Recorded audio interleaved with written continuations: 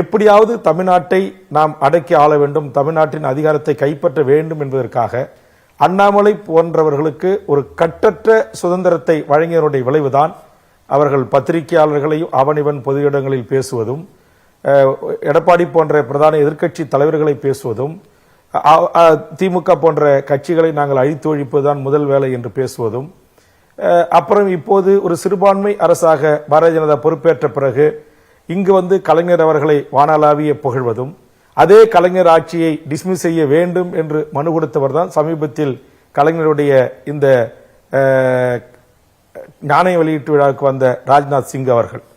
ஆக அவர்கள் தங்கள் ஆட்சியை காப்பாற்றிக் கொள்ள, தங்கள் சித்தாந்தம் வெற்றி பெறுவதற்காக எப்படி வேண்டுமானாலும் மாநில கட்சிகளை மிரட்டி உரட்டி தன்னகத்துக்குள் வைத்துக் கொள்ள வேண்டும். தமிழ்நாட்டு அரசியலுக்கு ஏற்புடையதாக இல்லை என்பது என்னுடைய பார்வை.